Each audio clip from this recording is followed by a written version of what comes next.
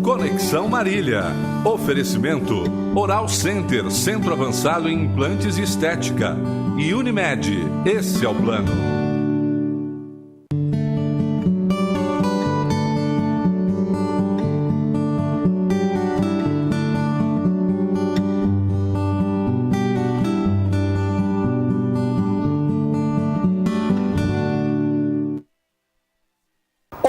Muito boa noite, estamos começando mais uma edição do programa Conexão aqui pelo seu Canal 4.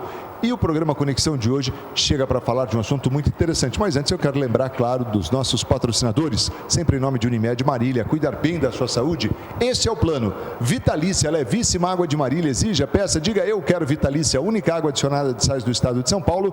Oral Center, odontologia especializada do meu amigo Dr. Wilson Klein Schmidt e a companhia também, sempre agradável, da Lapa Reforço de Fundações, na São Vicente 235, fone 33040334. Programa Conexão de hoje fala sobre a doença de Alzheimer. Hoje, quinta-feira, a gente fala exatamente sobre esse tema, né? Até uma lembrança, claro, da nossa Unimed, que sempre pensa na prevenção de doenças, enfim, e pensa realmente em cuidar de vidas. E a Unimed propôs esse tema para a gente nesse dia 21 e a gente tem a honra de receber aqui o médico cooperado, doutor Virgílio Ferreira, que está aqui, ele que é médico geriatra, não esqueci, doutor Virgílio, mas eu quero desejar uma boa noite, te agradecer pela presença e dizer que é uma honra te receber aqui no Conexão mais uma vez. Boa noite, Marcos, sempre uma alegria, sempre uma honra estar aqui contigo no programa Conexão, falando aí com os seus telespectadores de Marília e região. Legal. Eu não sei se a gente já falou alguma ocasião sobre Alzheimer aqui no programa. Falamos ano passado. Falamos ano passado? Eu lembro que a gente falou da questão da depressão do idoso, né? Exato. Alguns outros temas aí que muito interessantes. Mas aproveitando a data, né? Nesse dia 21, quer dizer, essa quinta-feira, a gente vivendo aí o Dia Mundial, né? Para a gente definir, doutor, o Alzheimer, ainda para quem não conhece esse nome assim tão difícil de ler, né? Mas que ao mesmo tempo, quando chega, né, na família, no lar, na casa, enfim, acaba sendo mais proferida do que nunca e mais vivida, e a gente sabe que é uma doença muito dolorida, muito sofrida, né? Exato, Marcos. A doença de Alzheimer é considerado um transtorno degenerativo, neurodegenerativo, é a forma mais comum de demência. Nós temos aí centenas de causas de demência e a doença de Alzheimer é a forma mais comum. Cerca de 60% a 70% dos casos de demência se devem à doença de Alzheimer. O que é uma demência, né? A demência se caracteriza por um conjunto de comprometimentos nas funções cerebrais, que nós chamamos de funções cognitivas, daquilo que o cérebro faz, né? Funções como memória, atenção, linguagem, orientação, organização, raciocínio, cálculo, orientação, são várias as funções que o cérebro realiza e as demências se caracterizam por esse conjunto de comprometimentos, né? E a doença de Alzheimer, ela tem uma característica, né, que é o prejuízo da memória recente. Então, a perda da memória recente costuma ser o sintoma inicial dessa doença, que, claro, pode também ter início com outros sintomas, né? Mas realmente o que mais chama atenção é a perda da memória recente. Uma outra característica também que chama atenção dessa doença é a sua evolução, né? Existem aí demências que têm uma evolução mais aguda, uma evolução mais rápida, porém o Alzheimer tem uma característica que tem uma evolução lenta e progressiva.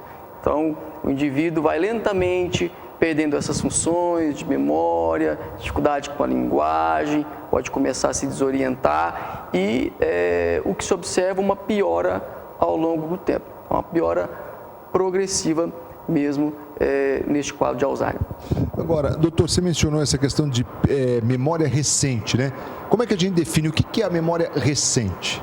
A memória recente se relaciona a fatos, eventos ocorridos há horas ou minutos atrás. Horas ou minutos, interessante isso. Então, assim, o indivíduo ele permanece com a sua memória remota, então ele pode se lembrar perfeitamente de fatos ocorridos há anos atrás, né? Ele fala, né? Eu lembro da minha infância, né? A família diz, mas meu pai, ele lembra, né, do casamento. A memória dele tá boa, né? Lembra de detalhes, né, de quando a gente era criança. E é verdadeira essa e memória. É real mesmo, né?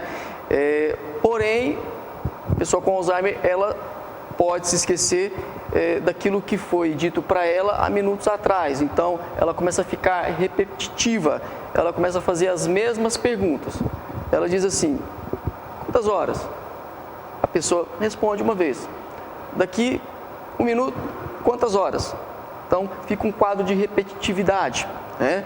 E aí, outras situações, como por exemplo, lapsos frequentes de memória, no sentido de esquecer fogão ligado, luz ligada, torneira aberta, esquecer-se de compromissos, né, de pagar uma conta com frequência, né, isso tem que deixar bem claro.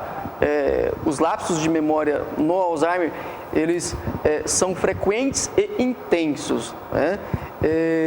Esquecer-se de tomar os remédios, e aí a gente percebe isso quando o paciente tem uma pressão alta, um diabetes, ele começa a ficar descontrolado e a família começa a investigar e ver que a pessoa não está tomando os remédios de maneira correta. Porque ela realmente não se lembra, ela esquece. Ela tem tanta dificuldade com a memória recente, né? Memória anterógrada, a memória de horas ou minutos atrás, quanto a memória prospectiva, com aquilo que ele precisa fazer, com aquilo que vai acontecer. Mas pode acontecer também, eventualmente, de o indivíduo tomar até mais vezes o remédio ou não? Pode. Pode, quer dizer, porque ele esqueceu que tomou. Ele tomou, mas não se lembra, e aí ele não tem esse registro daquilo que ele fez, e ele pode tomar o remédio de novo. Quer dizer, então são situações que já começam a expor o indivíduo com esses sintomas a um risco. Exatamente. E assim, a característica da demência, e no caso também da doença de Alzheimer, é esse prejuízo cognitivo, né? Alteração de memória, dificuldade com a linguagem, com a resolução de problemas e levando a um prejuízo funcional, que nós dizemos, né? Então, aquelas alterações, aquela constelação de sintomas tem que gerar algum problema de ordem funcional. O indivíduo vai ter dificuldade com as tarefas do dia a dia. Então, ele vai ter dificuldade em lidar com as finanças, não é? Porque ele pode já ter problema com cálculo, problema com o planejamento financeiro, né? O indivíduo pode ter dificuldade, se for uma mulher, em planejar uma receita, né? Então, tem um bolo que sempre fez, né? Então, não precisava olhar ali no seu livrinho de receitas, já estava tudo decorado. E aí, de repente, começa a ter dificuldade, precisa olhar ali na receita, se confunde com a sequência de ações do que ela precisa pegar e fazer para ela realmente concluir, né, aquela receita, né? Então, são situações que realmente chamam a atenção. E a gente percebe também, doutor, que quando a família percebe isso e vai buscar ajuda e tal, ainda há uma consciência, né, no doente, né? Quer dizer, ele começa, talvez esse seja um dos pontos mais complicados, né, de ele começar a entender de que ele está desenvolvendo a doença de Alzheimer. Isso é um grande desafio mesmo, né? Então, o ideal é que esse diagnóstico seja feito de maneira precoce, até porque as medicações elas são mais efetivas quando iniciados em tempo mais breve, né, no início da doença. E um grande desafio é fazer com que o indivíduo, né, aceite procurar uma avaliação médica e até mesmo que a família perceba que essas alterações são significativas, né?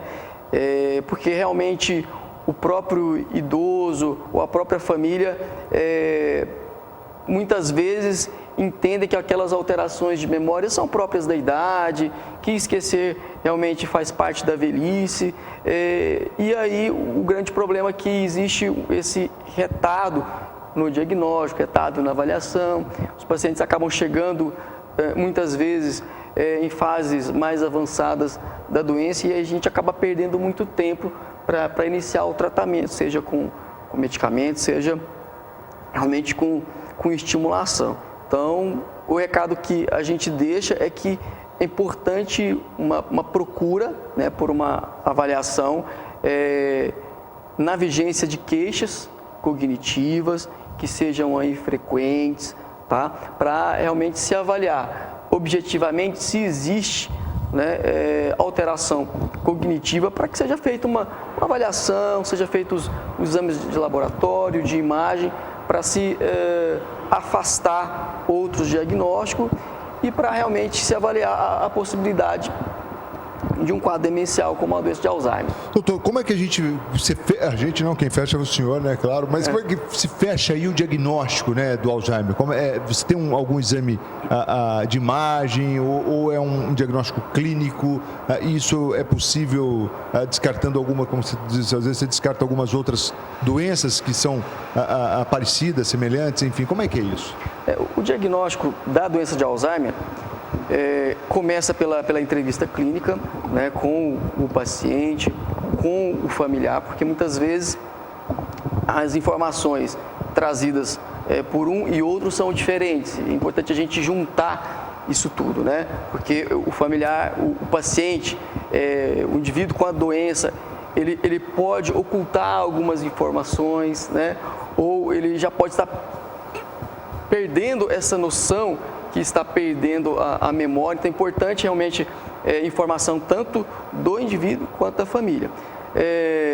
Os testes cognitivos são realmente realizados, são importantes para avaliar com objetividade quais são as alterações mais significativas, quais são os domínios cognitivos mais alterados, se é memória, se é linguagem, e o quanto essas alterações estão repercutindo na vida social do indivíduo.